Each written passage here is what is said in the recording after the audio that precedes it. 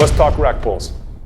Pretty early on in a novice's lifting career, the deadlift becomes too stressful to recover from every single week. And what happens when this occurs is people start missing their sets of 5. And what people commonly do is drop the sets of 3 or doubles or singles, and that's not always the best way to go about it. What we try to do here is to take the parent movement of the deadlift and break it up into 2 partial range of motion movements. One, the halting deadlift from the floor, which covers the first half of the deadlift, and the top half, which we're going to do today, is the rack pull. Now, both of these allow us to handle quite a bit of weight, but the lessened range of motion allows for better recovery while still be able to handle heavy weights. So let's talk about how to set this thing up. To place the bar correctly for the rack pull, we're looking for a range of motion somewhere between the tibial tuberosity, which is the bump just below your knee, to kind of mid-shin. There's like a 4 or 5 inch overlap here, depending on where you want to set it for your weak point.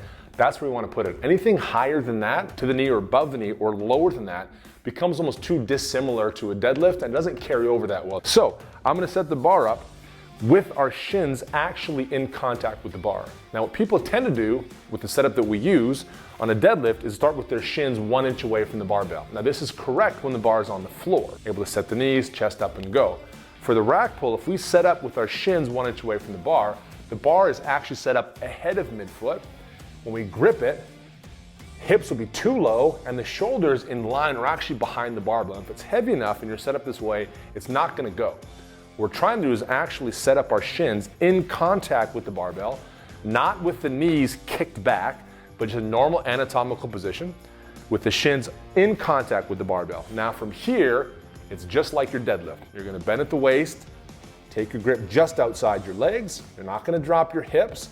Take a big breath, look out a point in the wall about 10, 15 feet in front of you, squeeze your chest up, and then we're gonna pull. And by pull, in this case, I'm actually mean pushing the floor away.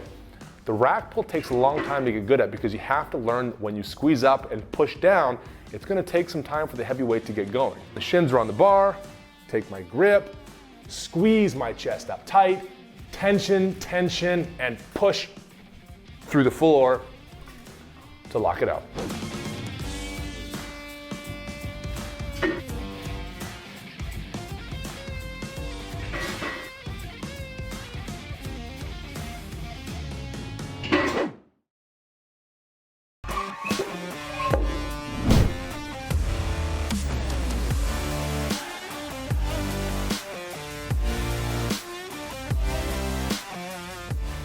So what are the uses for this thing? As we mentioned before, splitting up the deadlift when it becomes too heavy into halting deadlifts and rack pulls alternating each week is a great way to go about your programming to continue moving forward. Another use for the rack pull is for someone who's rehabbing a sore back or an injured back.